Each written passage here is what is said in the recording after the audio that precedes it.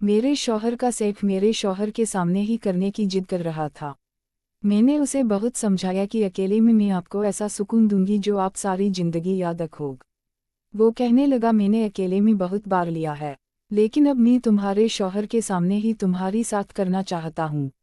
मैं काफ़ी मना करती रही, लेकिन वो नहीं मना। उसने मेरे शौहर को बुला लिया और सामने सोफे पर बैठा दिया। बेड पर मैं और मेरा नाम शहनाज है। मेरी उम्र 38 साल है। मैं लाउना में रहती हूँ। मेरी बचपन में ही शादी हो गई थी। मेरे अब 2 बच्चे हैं। बड़ी मेरी एक बेटी है जिसकी उम्र 7 साल है और 4 साल का बेटा है। वो दोनों चाहते हैं। हमारे घर के हालात इतने अच्छे नहीं है। मेरे मियाँ एक सेठ के पास मलमटा करते थे। मेरे मेयर ने अपने सेठ साहब को कहा कि मैं घर का किराया नहीं भर सकता। इस सेठ का एक बंगला खाली पड़ा हुआ था जो अक्सर बंद रहता था। उसे कहने लगा कि मेरा घर वैसे ही खाली पड़ा हुआ है और बंद भी रहता है। तुम लोग राह चाहिए जाओ, मैं उल्टा तुम लोगों को महीने के तनख्वाह भी दूंगा। मेरे अब्स्तु व सूरत में कोई आस इतना अच्छा नहीं था। वो दुबला पतला था और रंग भी उसका था, सांवला था। मेरी स्मटा बहुत खूबसूरत बनी थी। जो भी मुराद मुझे देखता तो मदहस हो जाता। वो अक्सर लोग कहते हैं कि मैंने ऐसे में से शादी क्यों कर ली जो कि गरीब भी है और देखने में कोई अच्छा भी नहीं है। मैं उनको क्या बताती कि मैं सिर्फ 15 साल की थी जब मेरे माँ बाप ने मेरी शादी वट्स के तख्त की थी। मेरे भाई के लिए उन्होंने रिश्ता लिया था और मैंने अपने भाई की कुर्बानी दी थी। जैसे जैसे मेरी उम्र बढ़ रही थी, मेरा वजूद भी अपने उपना में आ रहा था। मेरे हसन में भी निखार आ रहा था। अब जाकर मैं 29 साल को पहुंच चुकी थी, तो मुझे यह हसन की बारिश हो चुकी थी। एक दिन मेरे मैया के साथ उसका सेठ भी हमारे घर आ लिया। मेरे मैया ने उसको अपने घर की हालत दिखाने के लिए लिया। जब उसकी नज़र मुझ पर पड़ी तो मुझे देखता ही रह गया। मुझे बिल्कुल भी अंदाजा ना था कि मुझ पर इतना पाड़ा हो जाएगा और इतना खर्चा करेगा। खैर इस टाइम डोडम अमीनता मुझे देखता रहा और यह बात मेरे मियाँ को पता थी कि उसका मालिक मुझे किन नज़र से देख रहा है। उसके जाने के बाद मुझे मेरे मियाँ ने कहा कि लगता है मेरे सेठ को तुम पसंद आ गई हो। देखो सामने हमारे पास बहुत अच्छा मौका है अपनी जिंदगी संवारने का। वैसे वह तुम पर आशिक हो गया। तुम उसे पासो, वो बहुत अमीर है, पैसे वाला है। मैंने अपनी मियाँ को बुरा बाला कहा। मैंने कहा तुम्हें शर्म नहीं आती? अपनी बे को बोलते हो, लेकिन दिल में मैं इस काम पर राजी तो थी, क्योंकि मैं गाबटा की जिंदगी जी के अब तंग आ गई थी और मैं भी सोना चाहती थी। कोई सगना भरी जिंदगी और खाने को भी टेस्टा रह गई। हालांकि हमारी जिंदगी में से कई दिन और कई इडम आई जब हमारे पास खाने को भी बिल्कुल नहीं होता था, क्योंकि मैं गरीब खानदान से आई थी। मेरी मुँह ने भी ऐसी जिंदगी गुजारी थी, तो मेरी मुँह ने मुझे यह नसीहत की थी कि तुम भी कभी अपने शौहर को छोड़कर मत जाना और ना उसकी गाबटा को उसको ताना देना। लेकिन अब मैं उनकी गाबटा से तंग आ चुकी थी। दिन ऐसे गुजर रहे थे। हमें शेर साहब ने जो उसका घर खाली पड़ा हुआ था वो हमें रहने के लिए दे दिया।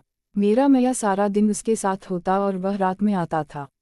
एक दिन मेरा मैं घर आया तो उसके हाथ में एक स्क्रीन वाला मोबाइल था। मैंने जब मोबाइल देखा तो मैं समझी कि मेरा मैं अपने लिए लिया होगा, लेकिन मैं तो हैरान हो गई। वो मुझे कहने लगा शेर साहब ने दिया है, वो तुम्हें गयाटा दिया है। मैं तो दिल में बहुत खुश हूँ। उसको बोलने लगी, तुम्हें शर्म नहीं आती? कोई तुम्हारी बीवी को गयाटा देता है और तुम लेके आ जाते हो। तुम्हें शर्म नहीं आती? कोई तुम्हारी बीवी के लिए मुझे कहने लगा। यार उसमें क्या बात है? शेर साहब ने खुशी से गयाटा दी है। वो तो कह रहा था कि जल्दी वो हम लोग को दावत पर बुलाएगा। फिर मैं खामोश हो गई। इस मोबाइल में एक सम भी लगी हुई थी। अगले दिन मेरा शौहर भी काम पर चला गया। अब मुझे पता था शेर साहब ने जब भी मोबाइल दिए तो मुझे फ़ोन भी लाजमी करेगा। अगले दिन दोपहर को देख नंबर, उसने मुझे अपना नाम बताया और मुझे कहा आपको गयाटा पसंद आया? मैंने उसे कहा साहब जी इतनी तकलीफ क्योंकि उसकी क्या ज़रूरत थी? यह तो बहुत महंगा है और मैं उसे क्या करूँगी?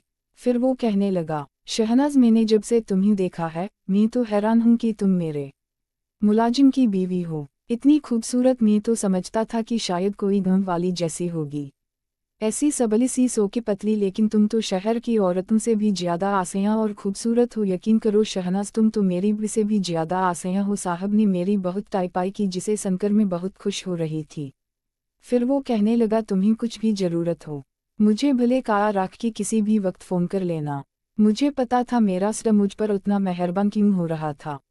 शायद मेरे साथ अपनी दिली ख्वाहिश पूरी करना चाहता था, लेकिन मैं जिस तरह बता चुके कि मैं गाबटा भरी जिंदगी से तंग आ चुकी थी, इसलिए मैं भी उसकी जाल में फंस गई थी।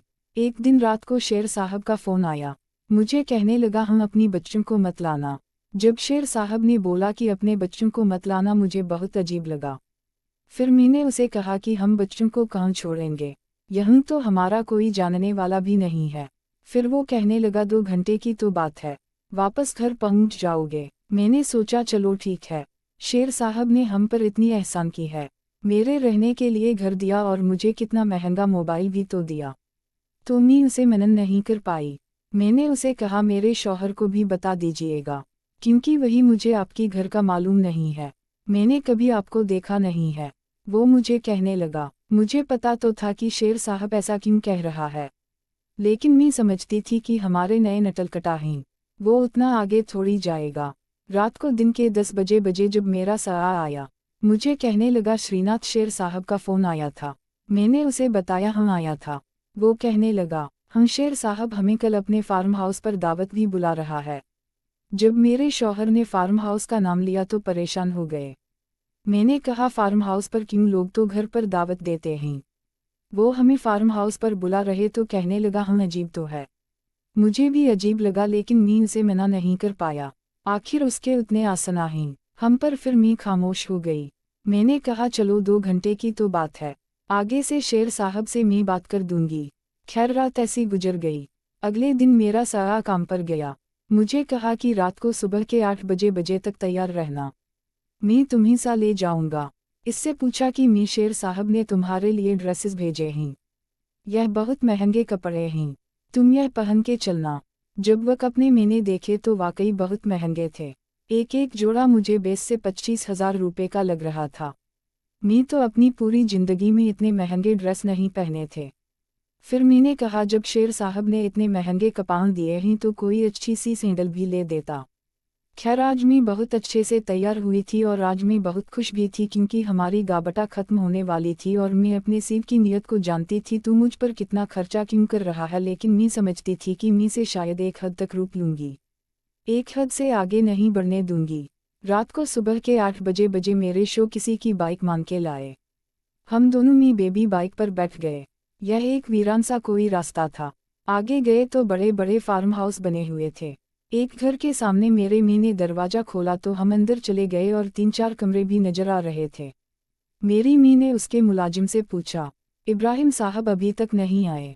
तो मुलाजिम कहने लगा नहीं, उन्होंने फ़ोन किया था कि आज अच्छा सा खाना बना लेना, वो बस आने ही वाले हैं। चलें आप लोग अंदर चाहते बैठे। हम चाहते अंदर बैठे। सोफे पर कलीना फर्नीचर सब कुछ बका हुआ था। बहुत लाइटिंग चल रही थी। ऐसा घर मेरे जिंदगी में पहली दफ़ा देखा। थप हिटम में उसका मुलाजिम पानी लेके आया और हमारे सामने रख दिया। मैंने पानी पिया। मुझे किसी गाड़ी के रखने की आवाज़ आई। ऐसे लगा जैसे फार्म हाउस में कोई गाड़ी आ गई हो। मेरी मियाँ मुझे कहने लगा सेठ साहब आ गए हैं। वो कह के बाहर चला गया। फिर महीना बार मैंने देखा इब्राहिम साहब मेरे मी और उसका मुलाजिम अंदर दाखिल हुए। इब्राहिम साहब के हाथ एक आदत फूल था। उसने हाथ ही मुझे कहने लगा, सामऊ नहीं तुम्हारा मियाँ तुम्हें कुछ नहीं कहेगा। खैर मैंने फिर वह फूल ले लिया। फिर इतने में एक मुलाजिम आया, कहने लगा साहब जी खाना तैयार है, क्या लगा दूँ? इब्राहिम साहब एक हाल में चले गए जहाँ बहुत सारे सोफे पड़े थे। मैंने देखा तो वहाँ पहली बहुत सारा खाना सजा हुआ था। ऐसे भी चल रहा था जैसी हाल में गई तो यह एक ठंडा हुआ खाना आ रही थी। खाना जब मैंने देखा खाना दौड़ के बाहर मैंने देखा, पहली दफ़ा था, दुनिया की हर चीज़ थी। फिर शेर साहब मेरी कुर्सी सेट करने लगे और मुझे कहा शहनाज यहाँ बैठ जाओ। मुझे काफ़ी शर्म आ रही थी, क्या कितने अरबपति इंसान मेरी अगर मियाँ डकाडा काफ़ी खुश हुआ। खैर हमने वह खाना खाया जो कि वाकई बहुत अच्छा बना हुआ था। फिर मेरी मियाँ की मोबाइल में बेल होने लगी। वह हेलो करता चला गया। मैंने समझा शायद संगल की वजह से आवाज़ नहीं आ रही, लेकिन वो फिर अंदर ही नहीं आया। मैं 10 मिनट उसी टेबल पर बैठी रही। फिर मुझे इब्राहिम साहब कहने लगे कि शहनाज चलो, मैं तुम्हें अपना बेडरूम दिखाता हूँ। वो मुझे बेडरूम में ले गया। जब इस बेडरूम में गई तो उसके बेड पर फलकहर के फूल बचे हुए थे और उस कमरे में बहुत अच्छे खुशबू मी करी थी। मुझे इब्राहिम साहब कहने लगे कि बैठ जो बैठती। जब वो मेरे साथ बैठ गया मुझे थोड़ा अजीब लगा। फिर मैं लगी मुझे हाथों से पकड़ लिया। कहने लगा शहनाज किया हुआ कहाँ जा रही हो? बैठूं? मैंने उसे कहा मेरे साया अभी तक नहीं आया।